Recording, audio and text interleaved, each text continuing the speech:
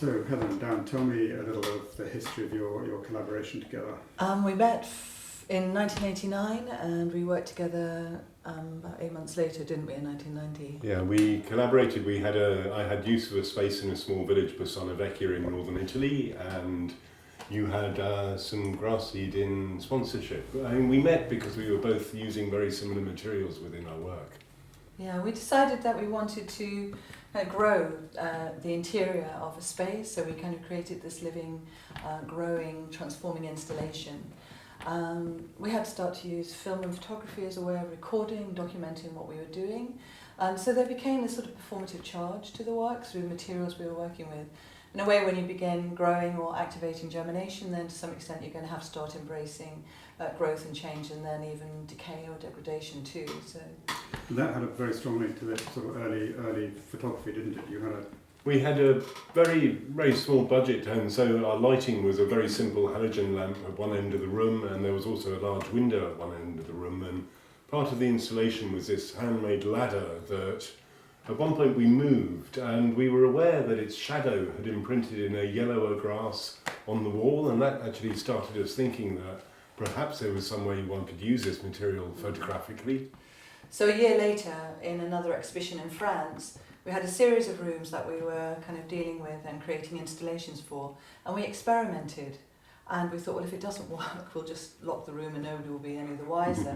But actually it was phenomenal, and it was working with a 35mm projector, projecting an image into the grass as it grew from seed, growing vertically on the wall, and it was remarkable. I mean, it really was a very special moment. This sense of wanting to fix that image, to try and fix it, started you thinking about talking to scientists who were working with grasses. So I mean, it was an adapted projector, and when we saw the image, I mean, it was beautiful, but it was so ephemeral. As soon as you put lights on to actually view the positive imprint, it would all want to turn green. So we read this article in New Scientist that was about why the grass grows greener in Wales, was the title of it. And basically they found a trait in a fescue grass that didn't have the breakdown of the gene that breaks down the chlorophyll.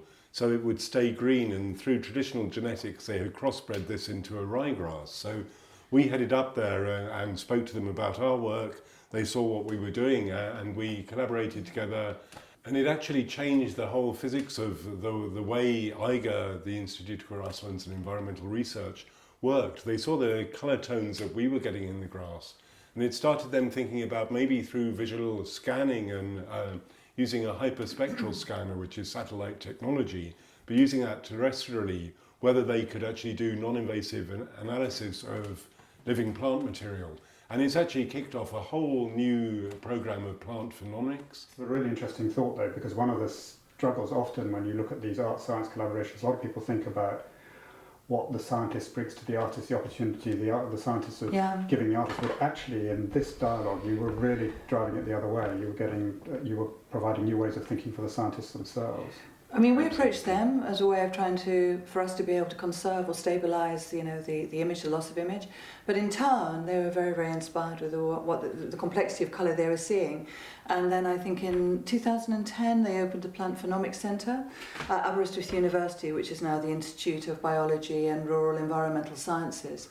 And they're doing extraordinary kind of groundbreaking work there now. And this has been a sort of consistent theme, this sense of the process that lies behind your practice. And again, I think for a lot of people coming into exhibitions, they're often confused by what a process arts practice is. So could you explain a little bit more about how your practice works in that sense? We like sort of working with unruly materials at times, or materials that have a kind of their own time, their own kind of movement, their own presence, which is why we're drawn a lot to working with living material. We've also worked with processes of crystallization as well. So we work with processes of growth, both inorganic and organic. But I think there's always this performative charge, and it's this sort of notion that everything is in some form of change or transformation. It's almost as artists is setting up a situation where natural processes and time-based processes take over and actually form or create the work. So one of the pieces here is Stranded, which is obviously came out of some of the collaborations you've done with Kate Farwell and the Arctic. Tell me a bit more about the Stranded piece. It was a piece from the expeditions up to Svalbard and across to Greenland, and finding beaches full of whale bones and realising actually that they were exploited for their oil, which almost kick-started the Industrial Revolution. But now we're burning another fossil fuel, and that's actually changing the chemical balance of the oceans. They're absorbing the carbon dioxide that's been given off and becoming more acidic, that affects the plankton and everything the whales live on. And we realise that they're iconic creatures. And so I think we came back and wanted to find out how we could get hold of a whale skeleton. So that was working with the Natural History Museum in London and working with Professor Richard Sabin, who led the cetacean stranding programme as well. And he understood what we were saying, and he offered up a whale, and we were alerted to one in Skegness. We flensed it, brought the Took bones us back to the studio. 3 days on the beach and then 2.5 months in the studio probably to clean it. And then we immersed the bones into a saturated solution of chemicals so that the whole bones became encrusted with this growth-like crystalline form, which is sort of both bewitching, beguiling, but kind of all at the same time quite well, we were corrupting this beauty. Yeah, but it still, you know, it loses crystals over time. So we're still, there's no fixed moment, you know, we're not dealing with a solid state object. Tell me a little bit more what attracted you so much to this idea of working with the University of Cambridge. I've always had such a fascination with bones and things, and knowing that the Museum of Zoology was based there. Yeah. And then this idea of the first time that the university has actually given over space within its buildings to the Cambridge Conservation Initiative and these NGOs that are all based around Cambridge. When we were awarded the commission and then we started having kind of our research period, the language that was being used was one of cooperation, collaboration, creativity, shared knowledge, and it just seemed to be very refreshing and insightful, and it just felt just a really great opportunity for us to be working between the Department of Zoology, Museum of Zoology and the Cambridge Conservation Initiative. We jumped in and we kept on arranging meetings to talk to all these people who were just so interesting, and I think at times it was almost sort of said, look, you don't feel you've got to meet everyone, but we really wanted to. It was just such an incredible environment to have the possibility to enter into dialogue with these people. So you've got the University of Cambridge Conservation Research Institute within the building, and you've got the Fauna and Flora International, the NGOs who are really, between them, working in over 180 countries worldwide. So it has this extraordinary outreach. There were two things that we wanted to achieve. I think we wanted to achieve permanent artwork actually on the fabric of the building, which was working closely with the architects Nicholas Hare, who were refurbishing and building on the existing 1960s building. So very early on we started to formulate ideas for two artworks working with a waste slate material. And the other element we wanted to bring in was a new work that in a way was very dynamic, could be evolving, could have more complexity to it, could grow over our kind of research and conversations, and that's actually what we're doing now. So one of the things you've done with the slate pieces is to work with primary schools, isn't it? One of the walls which has this sort of tree design within it, made up out of thousands and thousands of pieces of slate, is going to be a habitat wall. We have spaces in it for bats to roost. The schools have helped us collect thousands and thousands of snail shells. Snail shells are perfect little spaces for solitary bees and other insects and things to make habitats. So set within this wall will become habitats for creatures and invertebrates. Are we putting in little boxes for bats as well? Yeah, it's really striking the fact that in the interior of the David Attenborough building is this living wall, which again plays so strongly to the work that you've done on grass interiors. So tell me a little bit more, going on to the pieces of work that you're doing, which is called Conflicted Seeds and Spirits. We had early conversations with Flora and Fauna International, of which Global Trees Campaign is looking very much at trees on the brink of extinction, and there are about 9,500 trees worldwide that are under threat. And you know, that was a number that just struck us, and we thought, crikey, we had no idea there were so many trees. And also just the history of that actual site where the David Attenborough building is, used to be the Botanic Gardens within Cambridge. What we did was we nominated 10 trees that were undergoing a conservation programme globally. So we had, for example, Adansonia grandidieri, a baobab tree from Madagascar, a white beam tree from Wales, and each had a very specific programme around it. But of course we were looking at the idea of then gathering these seeds in from various partners who are working on the conservation. But it was also framing the tree as habitat, you know, for a myriad of species, birds, insects, animals that would have some interaction in one way or another with that tree. And so that allowed us to kind of then open it up, and we began to think about what types of creatures, and that opened up the idea of working with the museum collection of, you know, kind of conserved or preserved creatures. So you examined the collection that exists, working with the curators there, and one of the striking, I think there are over 4 million specimens, amazingly. Where do we start? Unbelievable what they have in collection there, and is actually a teaching museum too, so the objects are available for research, but we were particularly drawn to the spirit creatures, partly because of the name as well, but they are preserved in spirits, and you look at them and some of them are hundreds of years old, and yet they're still in this pristine condition, suspended and conserved, but we were looking at a different form of conservation. Takes you right back to that wonderful sense of being fixed in a moment, rather like yes. talking about the early photography as exactly, well. Yes, yeah. Well, exactly. I mean, it kind of it sort of began to play into some of our early concerns about trying to fix these sort of ephemeral living photographs as well. And these creatures are haunting. You know, they arrest you. You have an emotional response. They're very moving, and there's lots of pathos within them as well. And even at times, you know, and they're just suspended. And yet, you know, these are creatures that would in their time have been crawling around the trees or flying, and they're just sort of caught in this sort of liquid, this alcohol. One of the challenges with the spirit material was you could take it out of the museum, but ultimately you couldn't use it. Yeah, that's correct. We had the idea to do a temporary exhibition initially outside of the building, and the head of collections at the museum said that the only specimens they would feel comfortable loaning us, would be the spirit creatures, because the alcohol actually it's not so sensitive as some of the feathers and the skins and the bones are too sensitive, and we couldn't. You'd need a climatically controlled space for them, and we wanted to show it in a very public space that unfortunately proved impossible within some of the shopping malls within Cambridge, because a retail space, it just became too much of an issue. It struck us that rather than work with the actual specimens, that we could go one step further and potentially make these lightbox artworks. Some of the specimens are quite small, but the light boxes are going to, in some cases, be 4 times the scale of the actual creature. But there will be the light boxes and the saplings. But you know, one tree, for example, the cork oak,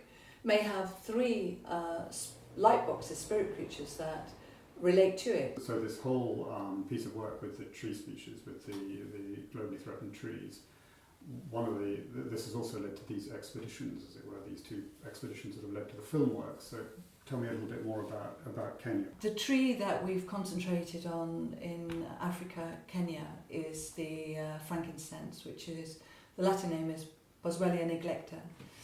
And this tree, again, has a conservation practice around it, which plays into an organisation called Fairwild, who are part of Traffic, which is scrutinising and trying to prevent and stop the trafficking of illegal animal and plant materials. The harvesting of the frankincense resin is done by the Samburu women, and it's taken from the wild, but it's very important that it's taken responsibly. So it's done in such a way that the tree isn't suffering, and that it's also done in such a way that plays back in a really kind of fundamental way into the community. So it raises money for the women, and traditionally they never really had access to the women, but now they can actually have this money. And there is also a community pot of money which allows them to make decisions about whether or not they want to school their children, or for healthcare as well. But it's in a broader picture about really careful, sustainable, you know, longevity management of that landscape. It gave you an opportunity to spend time in Kenya in a very different habitat, as it were. It's also led to some quite interesting discussions with other potential collaborations. The way in which the beetle causes the resin to bleed from the trees. It was something that I don't think was particularly known or had been noted, but certainly the Samburu women were aware of it, that it's actually a larva of a beetle that gets underneath the bark, and the tree will produce resin, which also protects the larva. I mean, the other thing is that the film piece that you've developed from being in Kenya is also in itself very beautiful, And there's something very moving about listening to the Samburu women singing in the piece. It's incredibly beautiful how there's a symbiotic sort of relationship between the women and their environment. They almost become part of it. I mean, it's incredibly. I mean, we were so lucky to be able to go into an environment like that and to be that close to people and to be able to witness it. I feel as well that the film that we're doing is about 15 minutes long, and it concentrates on 2 trees that are being grown, the cork oak and the frankincense tree. And you know, the cork oak, we also went to Portugal to film a cork strip, which is where every 10 years one tree will have its cork stripped off. What's so important from a conservation aspect is these cork forests and these landscapes are incredibly important for 2 critically endangered creatures. One is the Iberian lynx and one is the Spanish imperial eagle.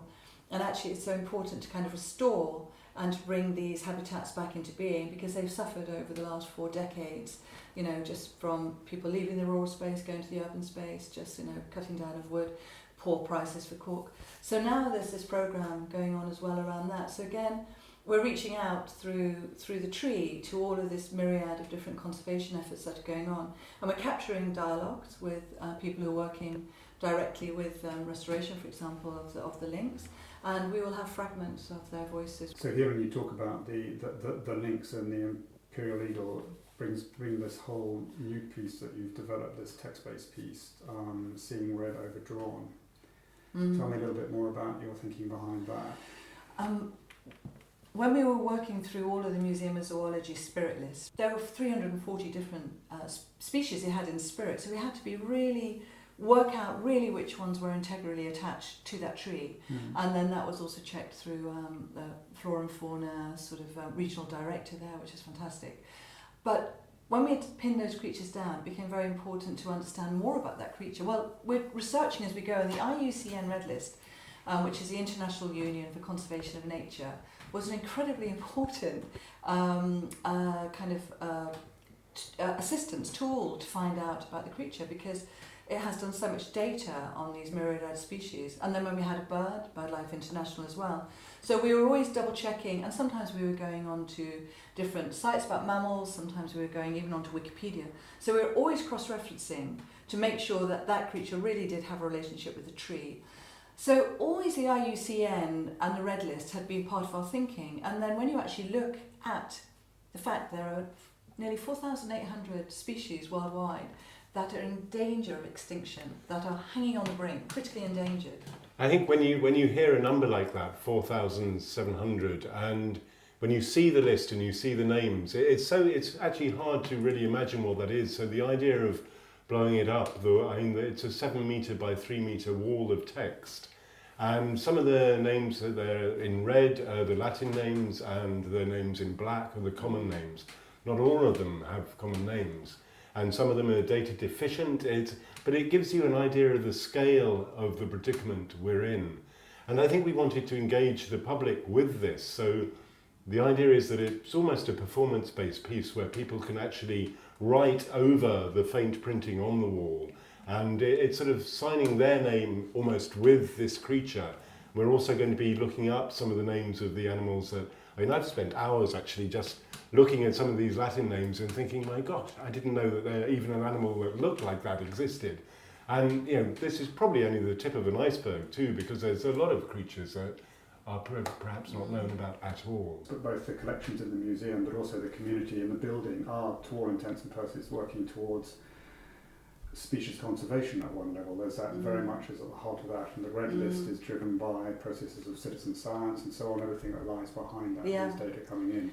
It is a huge collaborative effort, and just the network of people who are working on the face of this and bringing, from the field, as you say, citizen science, and bringing all of this knowledge up to a point where it can be analysed, the data can be crunched, and then this creature can say, okay, now this creature is critically endangered.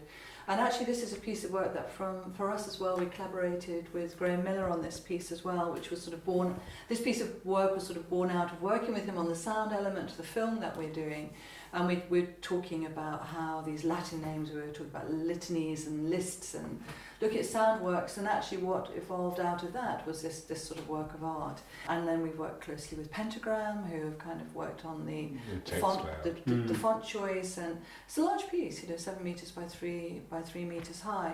But we would hope within the duration of the exhibition that one person will take a pen and write one species. It'll be one person at a time. It'll be almost quite a ritual. It'll be very kind of dedicated performance. But we would hope the ambition would be to get all of the names overdrawn in the red and the black pen. And it's that way of personalising the work too. I think when you take on the task of writing over that word, you'll remember the creature and you take a memory of that home with you, which I think is very important, that the work starts to communicate across to the public, and almost the public can take ownership of it. I think we hear, the tigers and the leopards, polar bears, rightly so, command huge amount of, kind of interest and attention. But how many people know that Arthur's snub-footed toad is critically endangered? Yeah, and some of the names are just sort of like magical and kind of slightly bizarre. Or a limpet, should we do we need to care about a limpet? Well, I think we do. I think we do, yes. They're as important. They might not be so iconic, but they're certainly as important. But they could become iconic. For example, there was one I noticed which was cabbage on a stick. Which there's only 7 of them left. Cabbage on a stick, olule, you kind of think. Yeah, no, it is extraordinary, that list, and also I think it plays to. I mean, going back to the Spirit collection and some of the work that you've done in terms of those photographs. There's something very intimate about them as well. Yeah. And I think that one of the challenges the conservation movement faces is that it's quite hard to get people to think outside of as it were, the polar bears, the megafauna. I think it's important too that we realise that this rate of extinction isn't just the normal background, it's been accelerating at a vast rate. And we actually do have to look at ways of putting that into reverse. So it's very important that we take on the enormity of this list. Sort of on our watch in a way, we really are, we're living in a time now. Yeah.